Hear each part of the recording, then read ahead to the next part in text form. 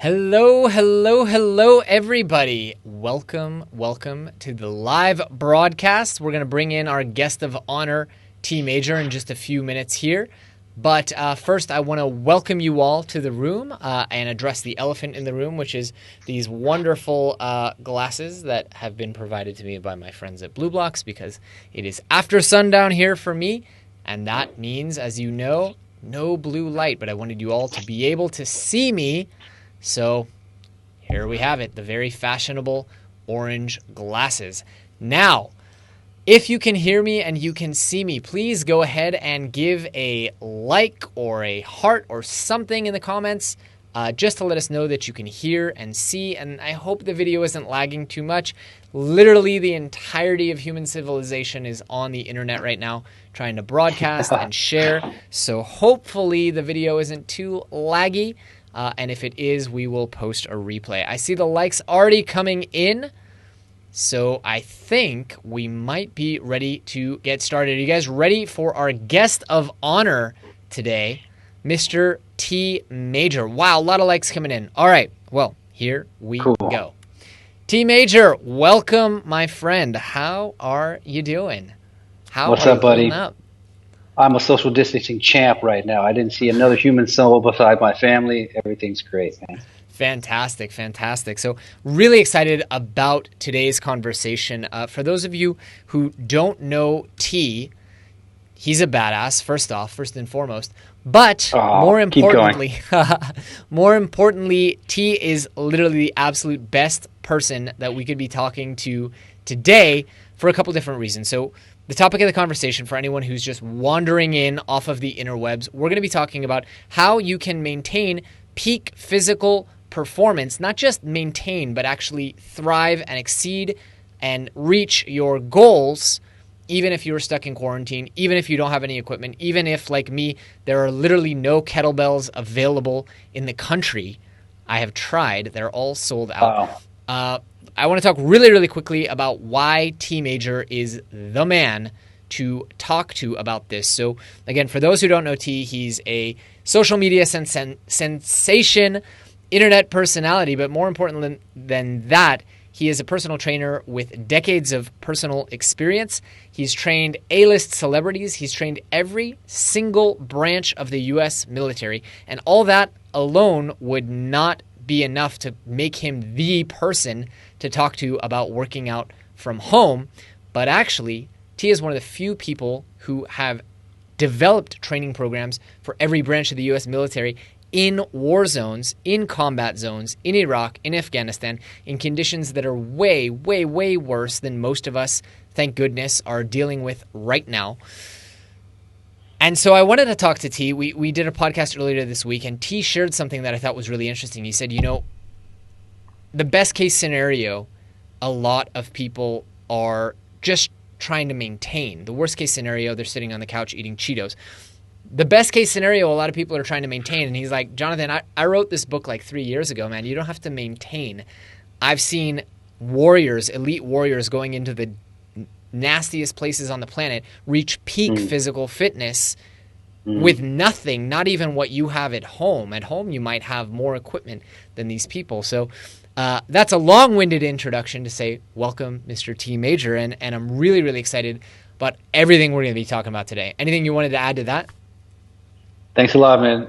No, that's a pretty accurate assessment, thank you for all the kind words and all the bragging. I really appreciate it. But I guess the important point is that there's a lot of people that are discouraged with their current state of living right now. And I know it's difficult. I'm not trying to take that away from anybody. I'm also living with 2 small children in the house and having to maintain the same work schedule, and also all the other loads of stress and anxiety that are dumped on top of that. But I'm here to give hope. Hopefully, I'm here to, along with you, to just have a basic conversation about how much potential there actually is to still have a great workout routine, a great grasp of your nutrition, a great grasp on your overall health and wellness while you're stuck inside. Yes, and I've learned so much from T, which honestly is saying a lot, because I've been a student of fitness and the body and physiology and kinesiology and strength training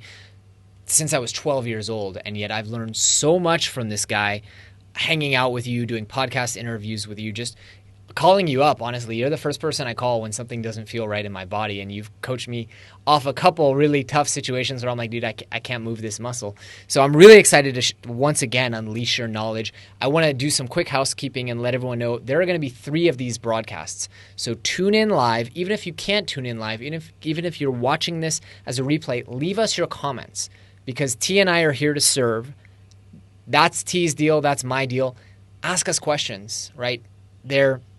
I would normally say, like, there's a waiting list to have T as a trainer. Right now, the waiting list is not as long because of quarantining, but it's a very special opportunity to get to ask T these questions. So the first thing we did is we actually surveyed our audience. We sent an email out to 70,000 people, and we asked them, like, what are you working on, first off? 74.4% of people in a multiple choice said they want to feel healthy and happy. So give us a like if that is your goal. 53% said they want to improve their physique. Give us a heart if that is your goal. And then it went down from there. Prolong life, increase cardiovascular health. Actually, lose weight was the lowest one out of all of them at only 36.8% of people, which I think just reflects the fact that our audience, they're not newbies. They know what they're doing. They know what they're talking about. These are not your average Joes. And yet, here's the part that really pained T and I. When we pulled up the survey data, over the last 2 weeks, you could look at this 2 ways, right? People have more time. They don't have to commute to the gym. I personally have been working out more than I normally do because the gym now is 5 feet from my bed, right? People gave themselves an average of 5.3 for the last 2 weeks out of 10. Yeah. Well. So troublesome. Some people say I'm a newbie. They send hearts and thank yous from all over the world. I'm going to try and keep up with all these comments. So we asked people, what is stopping that from being a 10? Again, keeping in mind, we're aware of the situation. We know, a lot of people's gyms are closed. I would hope pretty much everyone's. And we actually read through and analyzed all these, read a ton of them. Again, 1,000+ responses.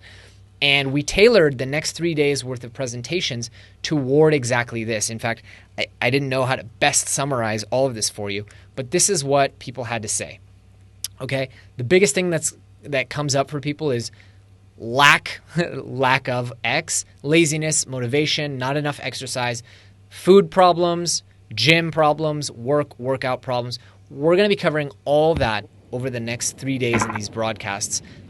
And so you don't want to miss these. If you're not able to attend live, make sure that you attend and watch the replay, ask those questions, and gear up. So today I want to jump off with this idea of we all have to become our own health advocates in this situation. T, talk a little bit more about that. I mean, I think a lot of people are used to maybe the social pressure of going to the gym. Maybe they aren't. Maybe this is the kick in the butt they need, and they're actually always a 5.3. But right now, we have to become our own health advocates because we don't have the coach, we don't have the trainer, we don't have the CrossFit group. Talk a little bit more about that, and we'll go from there to motivation. Oh, I lost your audio. Is it me or is it you?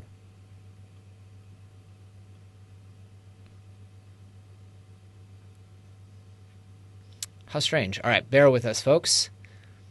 I'll read a comment in the meantime. Nani Avila says, I want to have the discipline to keep with a workout routine. Too much procrastination. That is a very, very common thing that came up. Procrastination came up a lot here. And just discipline came up a lot as well. Beverly from Toronto says, really appreciate you taking the time to connect with us about health advocacy and exercise motivation. Definitely, Beverly. Yeah, this is our shtick. Still don't hear you, T? Well, I will keep entertaining the crowd. I'm not sure. If anyone else can hear T, let me know. But I think maybe you're muted.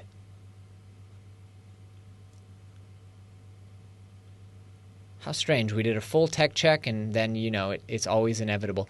T, I'll keep doing crowd control here, and when you get your audio back, go ahead and talk to me. So, yeah, Eric says he can't hear you. So, T and I did a lot of prep for this, and so I will go ahead and talk about what we talked about, which is at times like this, we all need to be our own health advocates. Sometimes we can rely on other people.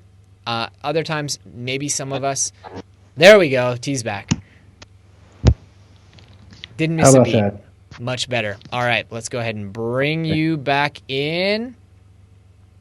All right, and ladies and gentlemen, Mr. T Major. All right, cool. There we go. That. All right, no worries. We have to be our own health advocates. Sorry about that, folks. What does that kind of mean to you? Because you've dealt with a lot of people at the highest echelons of fitness and at the lowest echelons of fitness. How has the game changed now that we're all stuck at home for God knows how long?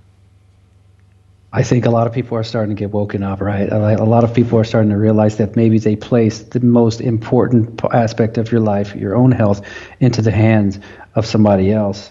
And that's great to a certain degree, right? I've been a personal trainer myself, and I am entrusted with a lot of people's health and fitness, which is a great position to be in. But what happens if you weren't paying attention? What happens if you didn't learn anything, right? There's a difference between being on autopilot and being told what to do, and also being coached and being in a position of absorbing information. There's two different positions to be in. So there's a lot of people I feel home right now that are in the position where they go, oh, what was that move again? Or what did he say about carbs? Have them, don't have them. So it's just an interesting time because now the responsibility is on you, right? I mean, you can, of course, check in with people, sending text messages. It's not the same as being in front of a live person getting coached up. So it's just a time right now where a lot of people have the opportunity to refocus on their health in a way that's actually going to have some real long-term implication. Yes, and opportunity is the key. It's the word, because you can look at this two different ways, and the way I've chosen to look at it, the way I've been telling my audience for weeks to look at this is an opportunity. You always say you don't have enough time to read, you just got enough time. You always say you don't have enough time to spend with your kids, you just got enough time. You always say you're so stressed at work, well, take some time away. This is a huge opportunity, and it is an opportunity to either rewrite very bad habits, meaning you're going to get into the junk food habit because now you're working from home and the closet, the pantry is right there, or you're going to get into very good habits that are going to take you, and you are going to use this time to establish habits that are going to carry forward. So if and when you do go back to the gym, I mean, we're going to be talking about how people can eliminate the need for a gym permanently if they don't want to be an Olympic weightlifter, but if and when, you're going to be able to pour gas on that fire. That's right. I find it really interesting. It's going to be really interesting to see the actual ramifications of this after, right? When everything opens back up again. Yes. Who continues that gym membership now after this? Because they've been forced to be a home workout guru, just like me, just like everybody else. So it's really interesting to see. So we talked a little bit about how it's now on each and every one of us to be our own nutritionist, our own new personal trainer, our own CrossFit coach, our own whatever. You mentioned something very interesting. I think people see you. They see these pictures of you online. They see you like huge, jacked guy. They don't realize like most of your workouts are at home. You have a gym membership for if you need to go record a video or something. But as I know you, with your physical fitness, because you're a busy dad, you're with your kids all the time, most of your workouts are at home. And most of the workouts with the most elite warriors, Navy SEALs that you've done, are body weight workouts. So dispel this whole myth for me that I need a gym, I need weights, I need equipment in order to really get peak physical fitness. I like how you position that, because it's important to distinguish about, like, I started out weight training just like you. I have a background in Olympic lifting. I have a lot of experience in that, and I put on a good amount of muscle that way. But that's different from being in peak physical fitness. I wouldn't have considered myself being in peak physical fitness. I may have looked good. I was able to perform for the particular sports that I was playing, but I never felt better. I never felt healthier, more mobile, stronger, more flexible than I did when I started and picked up bodyweight training and calisthenics. And so I had a strong base, but calisthenics opened up movement and movement patterns to me like nothing else ever did. And because of the type of person that I was training and because of the specificity that they needed for particular missions or for their particular job functions, it caused me to really give a hard look at how I was programming these workouts out. So, for example, a lot of them had very limited time to work out, maybe an hour a day, where they had to take time away from their normal job functions and responsibilities that they had for the military. So they had the same amount of stress in the same situation as a lot of us do, right? Lack of time, lack of resources, sometimes lack of energy, whatever it could be. So in order to program that, I had to really dive into my bag of tricks. I had to use every bullet in my gun, so to speak. And that's where body weight training really came in handy, because it's something that everybody has as their tool, your body. And body weight training, when you pick it up, there's this crazy science that your body naturally adapts to whatever you give it. So whether you're overweight or skinny, it doesn't matter. Bodyweight training is still going to be challenging when you first pick it up. So, and it's adjustable and scalable, just based on using different measures of resistance and leverage. So it was the perfect opportunity to really dive into it and to use bodyweight training as the primary method. Right, and this, of course, isn't an indictment of weight training. I think you and I definitely miss the squat rack. We're going to talk about in broadcast 2 or 3. We're going to talk about simple equipment you can buy for like under $30 on Amazon. Like I've been doing weighted squats at home, and I'm going to teach everyone how, or you're going to teach everyone how. But this isn't an indictment of weight training. It's just to say it's not a sacrifice not to do weight training, and in fact, from a fitness perspective, metabolically, cardiovascular, and even strength-wise, you can get a hell of a workout at home. That's exactly right, yeah. Of course, weight training has its place and it's really great, so this is not a better than scenario. Yeah. This is just, a lot of people are probably wondering, can I accomplish what I want to accomplish or even more just using my own body weight? And absolutely, you can do strength, cardio, and core work just using your own body weight or household items. Yep. And I also want to add, and then I really want us to go into the motivation. I took us off track. This is a skill that is going to be so powerful for you when at the end of these 3 trainings, you are able to just, 1, have the habits, because we're going to talk in a few minutes here about habits and establishing those habits and developing those habits. But 2, you can go, okay, I got 7 minutes till my next meeting, or whatever, my next Zoom call, or you land, you get off the plane, you go, I'm jet lagged. I know that working out is going to make me feel better, sleep better, recover better. Yeah. I got 30 minutes, then I'm going to pop in the shower. And when you have that tool in your toolkit to be able to go, all right, I need to do 1 unit of this, 1 unit of this, 1 unit of this. I need this much load. And you can turn on your T major sense, your T sense, and just do it for yourself. You're no longer dependent on anything. You don't even need an internet connection to watch YouTube videos. It's like you're in the airport waiting. You can pop out a workout. I don't recommend it because you'll probably smell. But so that's a really, really powerful tool. It really is. Let's talk about motivation. I think, people look at someone like you, your whole life in athletics, collegiate athlete.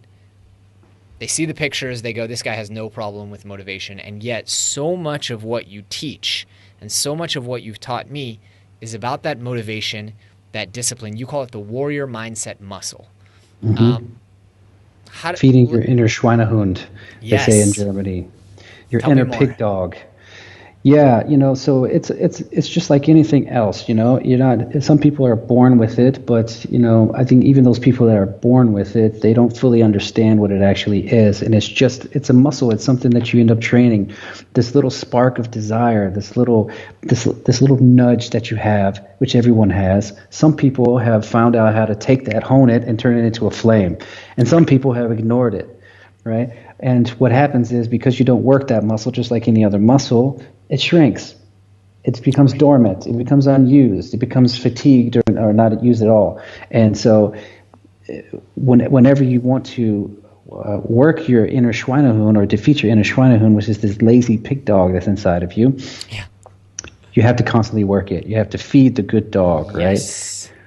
So it's giving it little bite-sized pieces of meat, of healthy grass-fed beef, so that it keeps coming back for more over and over and over again. So in World War terms, what that means for us is it's just starting small and just training yourself to get your ass off the couch, just having that discipline to say, you know what, at 7:00 in the morning or 7:00 in the evening, like my workout is going to be after this call we have.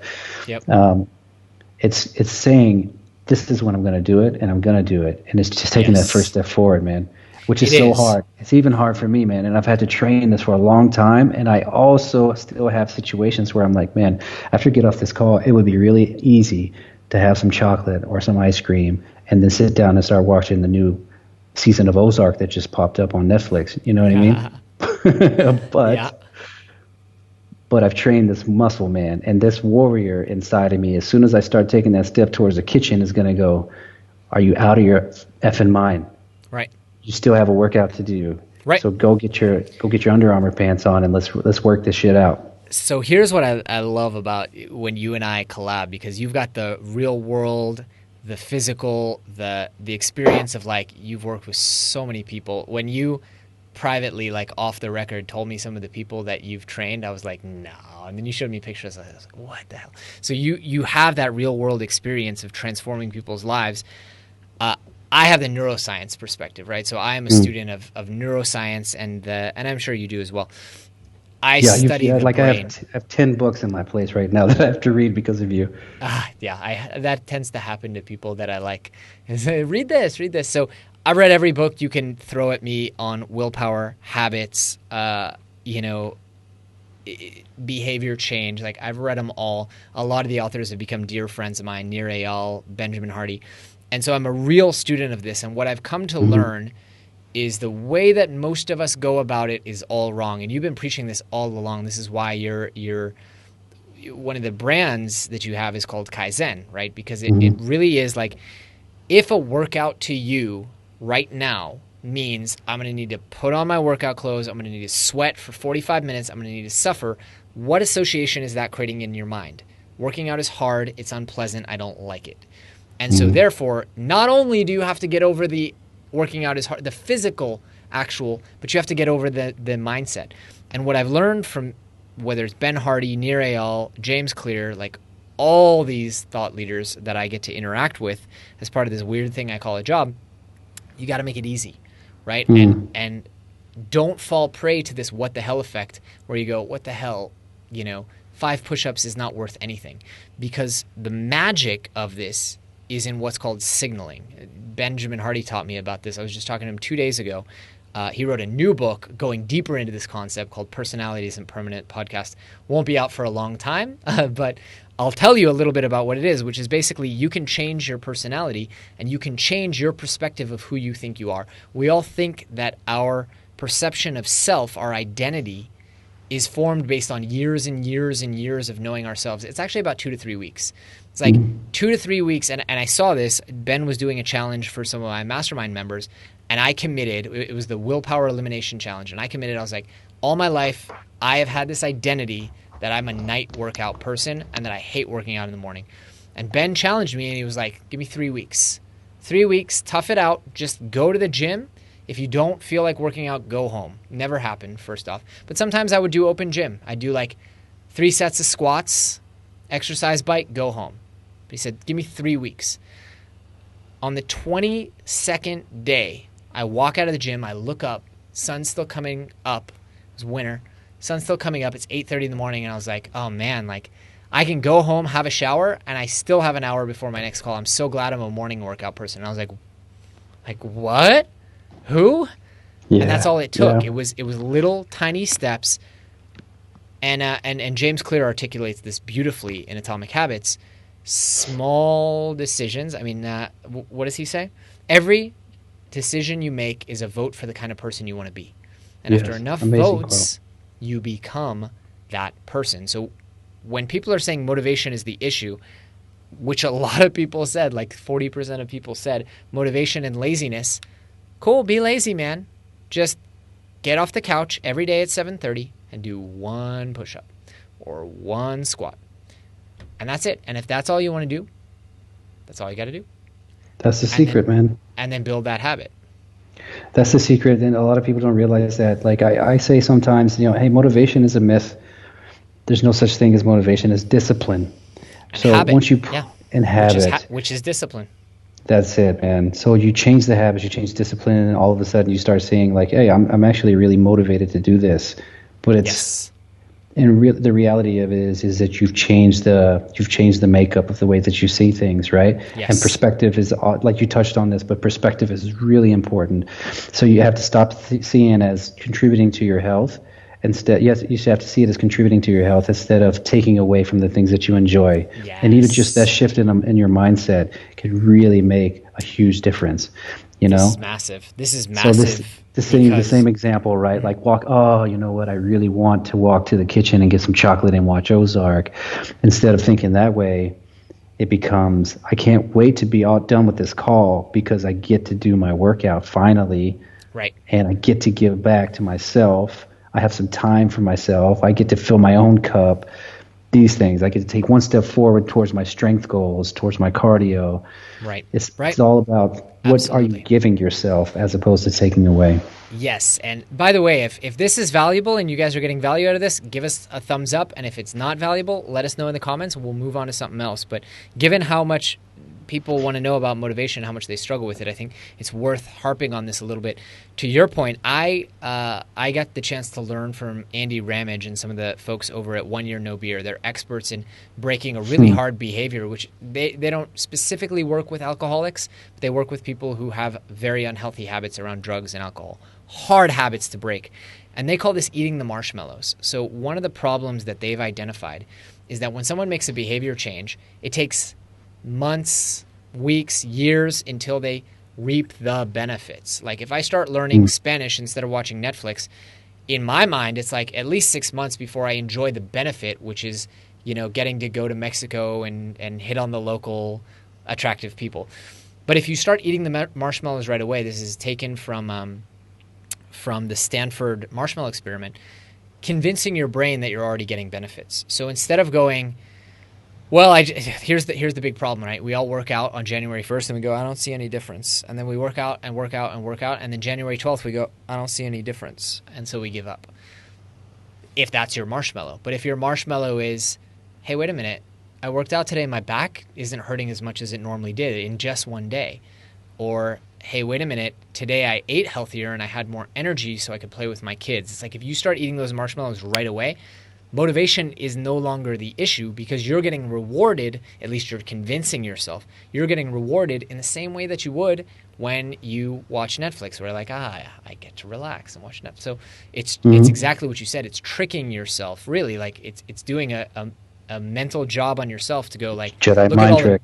Look at all the benefits that I got. I worked out today, this morning, instead of doing what I wanted to do, which was obsessively check the news, and then I'm eating those marshmallows. It's like I've been standing at my standing desk for hours and my back doesn't hurt because I did deadlifts today and I stretched a ton before I did that and I got my spinal erectors all ready. And here's another marshmallow. I don't have to work out tomorrow. I'm going to take a day off and it's going to be great, Nice. So that's a bit on motivation. Like to summarize, one, make it small, make it easy. Like a lot of what we're going to be teaching are not going to be 1 hour workouts. Like they're going to be 5, 10, 15-minute workouts. Sometimes you're just going to do a couple different movements, exercises. It might be that one day your entire routine is mobility, stretching, right? Maintenance, taking care of your body.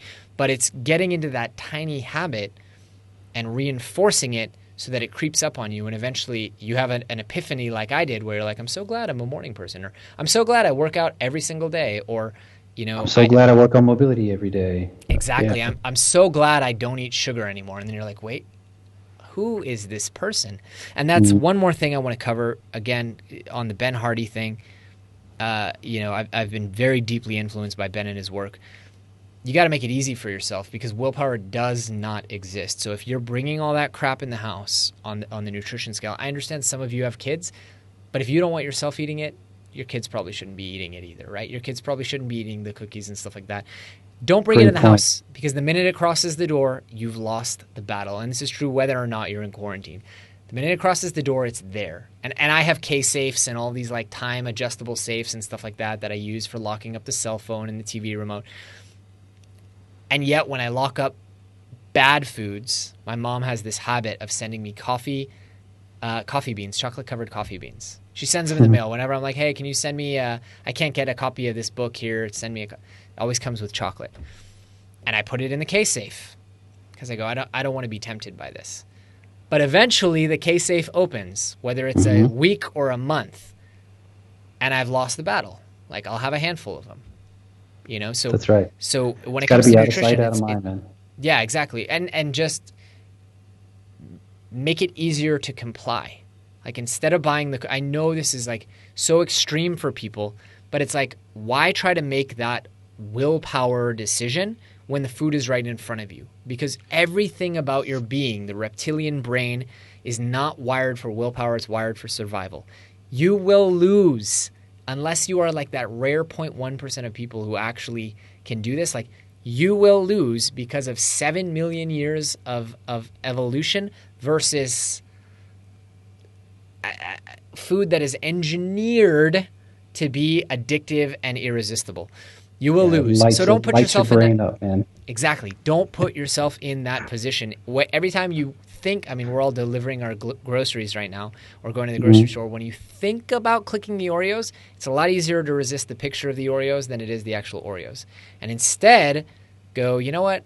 If I have to have a treat, it's going to be some 85% no sugar added chocolate or whatever. You know what I run into a lot, and I'm sure a lot of people are thinking this right now. They're like, oh, come on. And like, it's still possible. Like, what do you have to restrict so much? And like, that's the worst life ever when you can't even have a piece of chocolate.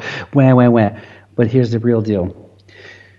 If you have a goal to reach, there has to be sacrifice, right? If you're trying to get somewhere different, then you have to change the same shit that you've been doing, right? So this is what I have to tell people all the time. But like, it's not permanent. You don't have to quit chocolate forever. Right. But you have a goal that you're trying to reach. So things have to change. Right. You have to sacrifice. That's just nuts and bolts of it. And with any luck, if you change the underlying environment, it can become permanent. Because when you become the kind of person, and this is driving me crazy right now because of some conditions that are in my household that I can't really talk about that necessitate change in diet. Doesn't matter. It's irrelevant. The point is like I can only imagine what's going on. Don't get yourself in trouble. It's a whole deal. It's a whole thing. So anyway, once the ideal situation is you become that kind of person who just never buys that stuff. It just doesn't happen. And then maybe worst case you go out to dinner and then that won't happen anytime soon, but you go out to dinner and then it's like, oh, a little treat. But ideally, you want to get into the situation where you've now changed your identity, and you're just not a person who eats chips. That's right. Or has the extra drink, or the entire bottle of wine, or whatever it may be. Exactly. So I wanna give people an idea of what we are going to be learning. We talked mostly in this challenge or this broadcast about the willpower component. Honestly, we weren't planning on doing that, and then we saw the survey data, and we said we need to really go into that. We need to really talk about all these different things, like making it easy, making it small, starting small, repetitively enforcing that habit. Tomorrow, we are going to go a lot deeper, Wednesday, let me clarify. Wednesday, we're going to go a lot deeper into the actual exercise component. And on Friday, we're going to go into the actual nutrition component. Because these are the things, if you look, these are the things that come up. I got a second screen here. Time and time again in the survey data. Oh no. Stream quality updated. So we're going to go a lot deeper in. We do have, and we want people to engage. We want people to actually do this stuff. That's why there's a day between the workouts. So we want you to try it, come back. I'm going to post the next broadcast tonight or tomorrow, you can comment on there. We will already see all the comments when we go live in the next broadcast, and we will handle them. Now, there is a series of free gifts that we want to give people to make this easy. And the free gift that we've created today for people is really a preparation for the next challenge, which is a lot of people don't even know the movements we're going to be talking about. We're going to be telling people how can you create a workout for yourself without needing YouTube, because I've already gone through all of Pamela Reif's workouts. Trust me, like it's been a long few weeks of quarantine. You want to create your own workout based on what you want to do and your goals and the parts of your body that you want to work on. So we're going to be talking about that. That's why we created this resource for folks that they can download right here. It's go.superhumanacademy.com/workout, and I will share that in the chat as well.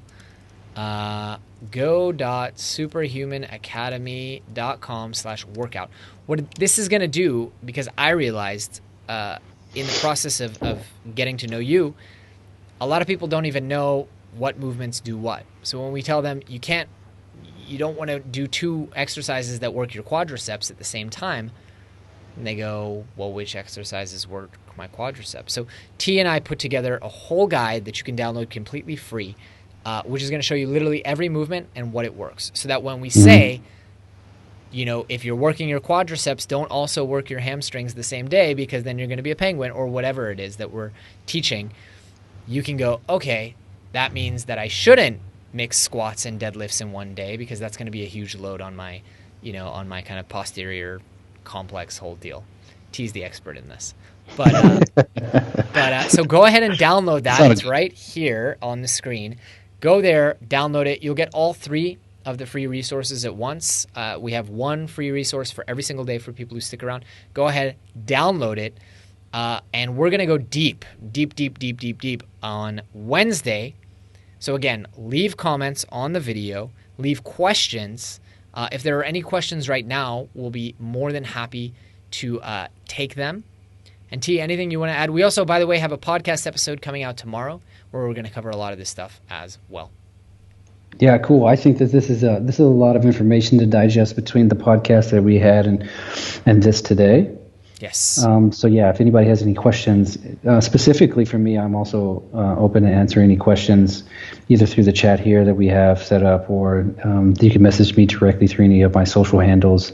Jonathan, if you don't mind, you can share those at some point. Absolutely. Absolutely. I'm an open book. I really appreciate it, and for someone with your credentials to be as generous with your time is not an obvious thing. It's not even a common thing. So I really appreciate it. Again, you've committed. You've got 2 kids under the age of 2.5. 2 kids under the age of 2, you used to say, but it's been about 6 months, at home. And so this is not at all, this is not easy for you. And I really appreciate it. I was up at 5, so it's also not easy for me, but I super appreciate you doing this for our audience. Beverly asks, what's the podcast called? It is the Superhuman Academy podcast, and you can find it in this great short link. That episode is going to come out tomorrow. We will be covering more in these trainings than we cover there, because these are 3 one-hour trainings, and that is a 1-hour podcast. But again, it's going to be valuable for folks. Download the worksheets, ask questions in the next broadcast. And T, once again, thank you, my friend. I'm blessed to know you, and I appreciate you. No, man. No, same. Likewise, my brother. I appreciate you too. And hopefully we can help a lot of people. Don't forget to tell everybody that's watching the broadcast now, share. We're here to help people. Yes. We're just here to serve. And a lot of people are in the same exact scenario right now. They're searching for answers. They're needing some help. They're needing a bit of hope right now. So share this with somebody that you think could benefit from. We're here to help. Yes, and give us feedback. Again, we're here to serve. We're going to take all the comments, all the questions that you post either here or on the next one, and that's going to be the starting point for next broadcast on Wednesday. Again, we're here to serve. All you have to do is ask. And so, T, I will leave you there to get your workout done. Thank you, my friend. Yes. Thanks, dude. See you.